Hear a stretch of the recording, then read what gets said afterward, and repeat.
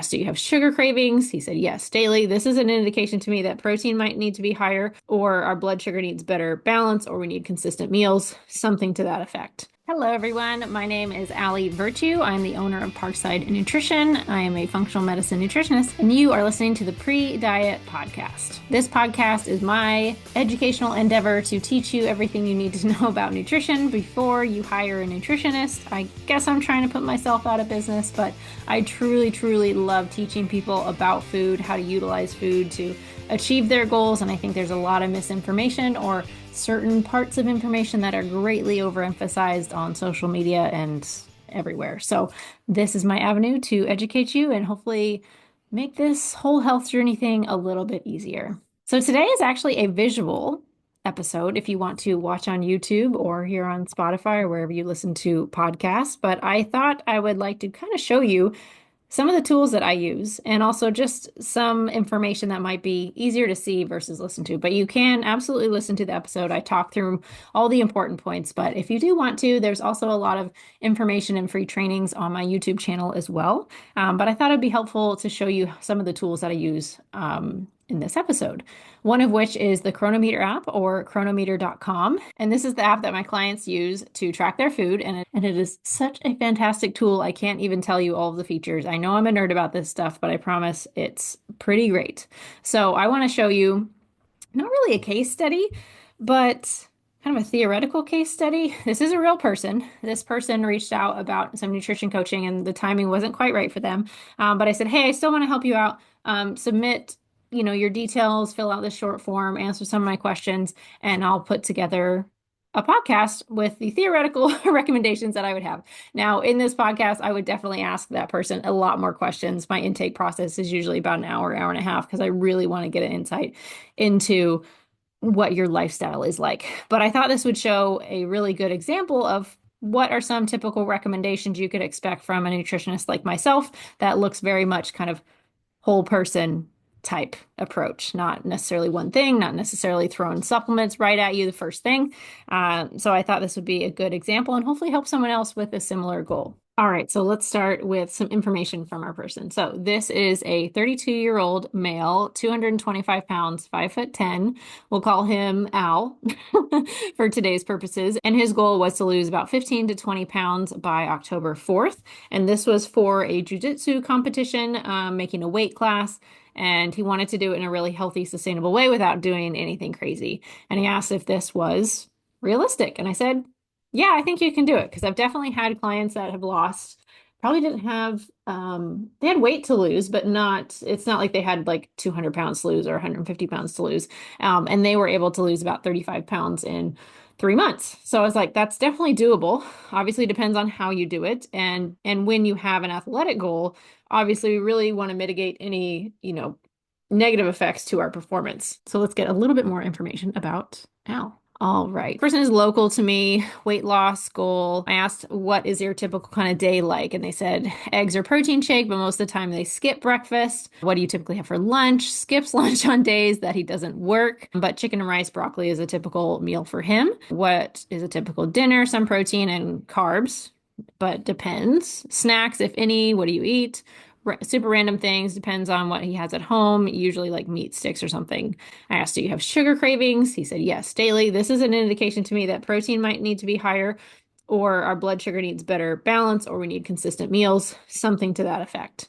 I asked about bowel movements. I got to take digestion into account. And this is a pretty, not my usual intake, as far as like, I'm usually asking a lot more questions, but this is a form. This is just giving general recommendations to get him going. And then I asked about what current activity and exercise is like each day. So he does CrossFit, weightlifting, and Brazilian Jiu-Jitsu. So he does Jiu-Jitsu 3 to 4 days a week, CrossFit 3 days a week, and strictly lifts 1 day a week. And gets about 10,000 steps or more, I think, on his work days. And then some days might be a little bit under that. I said, is there anything else that you want me to know? He's just trying to make weight for a competition, but doesn't want to cut in the wrong way. Love that. Absolutely love that. So we have his typical day here. I want to show you what those numbers might look like if he were to track his food based on what he said is his normal. So I threw this into my calorie counter, macro counter. I use the Chronometer app, highly recommend. And the website version is just so much easier as far as the visual. So I highly recommend using that as a tool, just infinitely helpful. He didn't say how many eggs, but I'm guessing like 2 to 3 typically. And that's only about like 20 grams of protein, 16 grams of fat, almost no carbs. So that's not a ton. He said that or a protein shake. A typical protein shake, one scoop is going to have 24 grams of protein. Might have two, so that could be 50. So if he started out the day with 50 grams of protein for breakfast, that would be pretty cool. But we know that doesn't always happen. He said he skips it sometimes. And then the usual kind of chicken, broccoli, rice situation for, lunch and dinner. So if that's the case, maybe we throw one more chomp stick in there. It looks like that could be, so all that tallied up, that looks like about 150 grams of protein, about 110 grams of carbs, 43 grams of fat, 1,490 calories. So less than 1,500 calories. That's not a lot. Now, if I look at a general calculator as far as like what should a human that size and that activity level be eating to like either maintain or lose weight, let's look at that. This is just some of the spreadsheets I'll use for new clients. So I punched in his stats, his age, his height, his weight, male. He's pretty active, but I lowered it just a little bit just to be a little bit conservative. So this says that he should see weight loss at just over 2,500 to 2,700 calories. He should gain weight at like 3,300 plus calories. Maintenance should be around 3,000 calories. So he's definitely well below that. I will say with the caveat, and this is nothing, no shade to any person, if we're not tracking food, usually it's hard to get a full grasp because it's really easy to have a snack here and there, a little bit more of this versus that, especially if we're not weighing our food. So sometimes we're just missing the full picture. So we have that caveat. We don't know for sure, but it does look like we're skipping a lot of meals and food isn't super consistent. So a couple lines of thought with this that we'll get into. But in general, if I were to kind of spit out macros, granted, I usually have clients track their normal and track their body weights in the morning. And that will tell me their true maintenance or what is a calorie deficit for them right now, not necessarily based off calculations. Because if someone is greatly under eating and I, put them on 2,500 calories right away, they might see some weight gain. Now, if they are really under eating and overtraining and they do legitimately need to increase their calories, I would rather do that slowly to mitigate any possible weight gain. Usually that peters out. People might gain a couple pounds, but then they kind of acclimate, they start to feel better, more energetic, etc. once they get used to that amount of food going in. But my first step is usually to track your food, get a morning body weight, and you watch that trend. Usually when people start tracking their food, they naturally eat a little bit less because they're paying attention to it. And then also tracking the body weight. If that body weight goes down, that shows me whatever you ate on average this last week, that was a calorie deficit for you. So now we know that. Or if they maintained their weight all week long and they kept their exercise consistent, that is maintenance calories for you. So that is what you need to eat every day to maintain your weight. So that is great information. If that is the case and they want to lose weight, I would take their calories that they're eating, because that's their maintenance calories, their weight stayed the same. I would subtract at least 15% of that. So that could give you your new like calorie amount. As far as protein, anywhere from 0.8 grams to 1 gram per pound of body weight. Now, if you have a lot of body weight or body fat to lose, then I might say let's go with base that off of ideal body weight or your goal body weight. So that gives you a little bit of a range. From there, you can kind of determine percentage-wise the other macros, but I'll give him some ranges and I'll plug in some ranges here, but it really is a range, and it really depends on the person as far as their health status. Do they have any issues with like type 2 diabetes or pre-diabetes? Are they really athletic? This person is, right? So he does have probably a higher carbohydrate need than maybe another client that's a little bit more sedentary. So this is another sheet that I'll use. It just has a bunch of different calculators as far as like what someone's macros should be. So again, I punched in his information here. And for BMR, so basic metabolic rate, that is just you laying flat on a bed living, not any activity added whatsoever. This says that his basic calorie need is like 1,900, almost 2,000 calories per day. So based on what I just plugged in as far as his normal, he's way under that. So I would say he probably needs to have more consistent meals to build up his general calorie amount. Now, if we add a activity multiplier into that, or intensity multiplier based on his activity level, I would say he's moderately active, probably very active, but again, his calories are so low, the very active calorie amount, that I would be a little conservative to start with. And so even that still says almost 3,000 calories a day. as a range. We're not going to smack that up there just to start with, but I would start him off probably around the 2,500 calorie mark and see where that goes from there. But really, habit-wise, I would probably start with consistent meals. He has good instincts as far as what to eat. I would say the consistency needs to happen first, making sure we have breakfast, making sure we have lunch, and things like that. Because if I were to, all of a sudden say, hey, bro, you need to eat 3,700 calories tomorrow, that would be really filling and a lot on the digestion, and you probably just wouldn't feel very good. There's also the practicality of like, how am I supposed to prepare all of my food or all that amount of food all of a sudden? And that's a real human element that people forget about. But as far as a range for macros, this indicates minimum of 180 grams of protein, which is a pretty good. That's at that 0.8 gram per pound of body weight of lean mass, at least. And that would be a good minimum. I think he's already really pretty close to that. So I would try to increase that a little bit. And especially if we are trying to cut at a reasonable rate, which he reasonable but realistic. I think his rate is fine, his weight loss goal and timeline.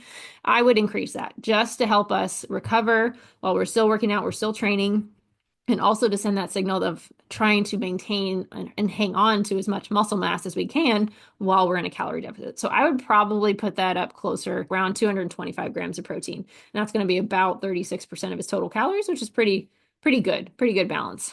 And then because he is pretty athletic, he's moving a lot, I would set his carbs at anywhere between like definitely over 30%, probably closer to 40%. So that's about 225 grams of carbs out of that total 2,500 calories.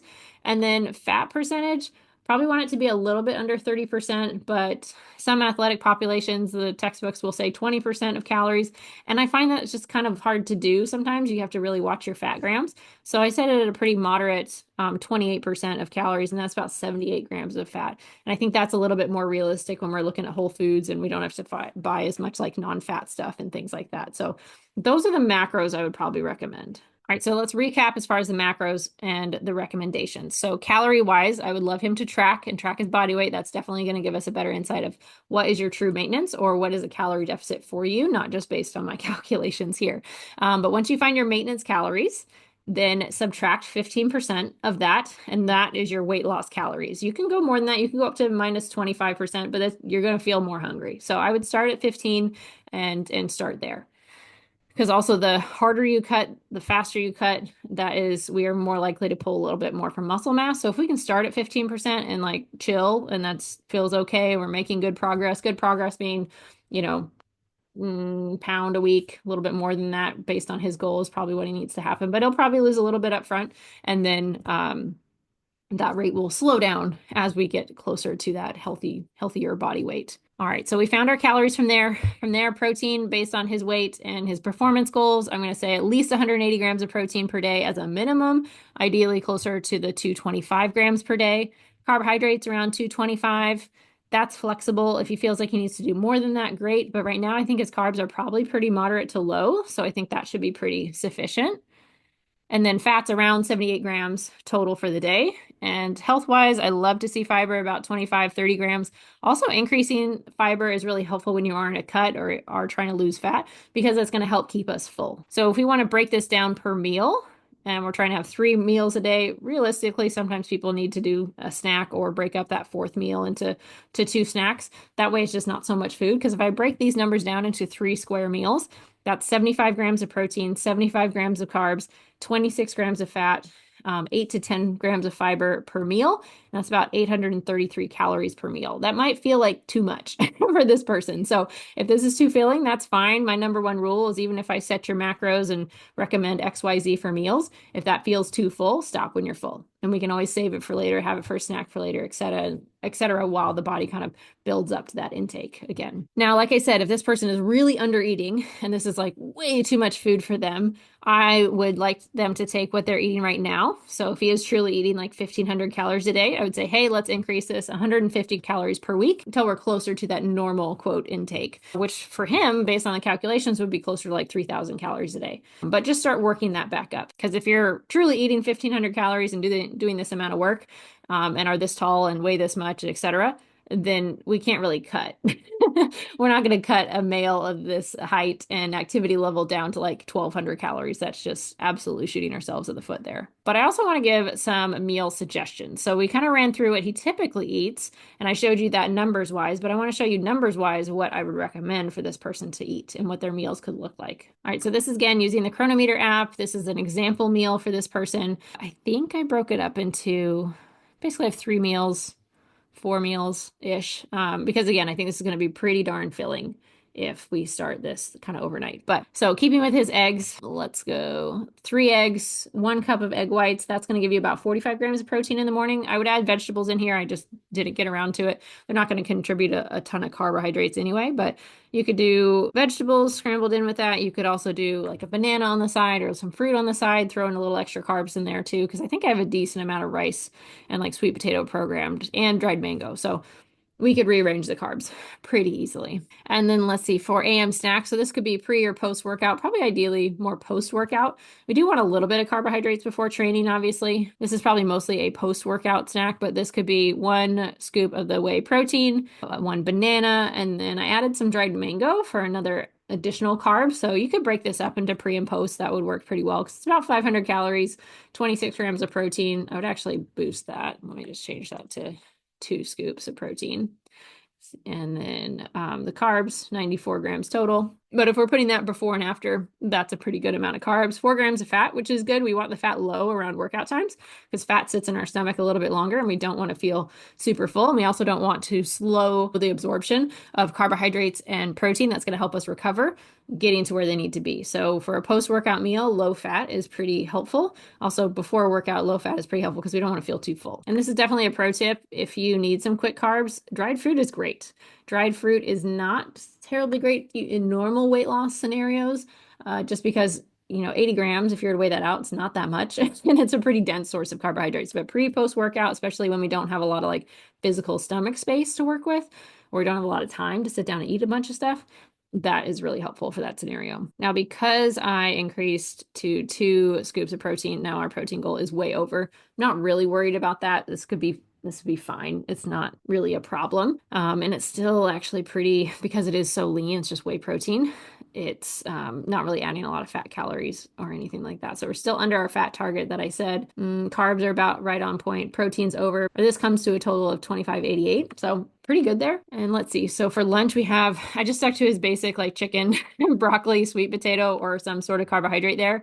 And again, 70 grams of protein. I put 8 ounces of chicken. That's a lot of chicken. And like I said, we are over our protein goal. So I could change this back down to a lower amount because we supplemented with a protein powder. So I could take this amount down a little bit if that seems too filling. I have a protein bar as a snack, but again, because I boosted the protein shake, we can probably take that out if needed. It's really just there if he feels hungry. That's a good option. And then same thing for dinner, chicken, some sort of vegetable, and rice. And that breaks it up nicely as well. So I'm just going to go in here and take the protein amounts down a little bit so it's actually at our targets, not over. All right, so I took the portions of chicken at lunch and dinner down to 6 ounces instead of 8. That's probably a little bit more realistic. We're kind of spacing out the protein throughout the day in 1, 2, 3, 4, 5-ish doses. And we're way under the projected calories for weight loss, 2,400 really, but we're still hitting our protein goal, still hitting our carbohydrate goal. We're under on fats, but we're still hitting a good minimum. So 52 grams of fat for the day. That's fine. We don't usually need more unless we really need more calories. So this would be a pretty good place to start for this person.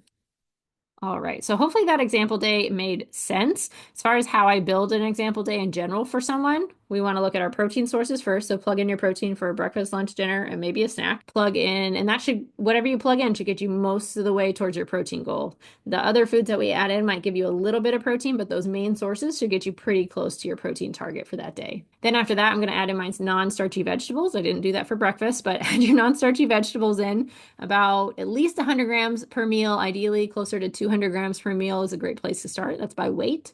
And then your starchy carbohydrates after that. Fats, we would do fats last because quite often our protein sources will fill in a lot of our fat category. So if we need to fill in more fats, go ahead and do that.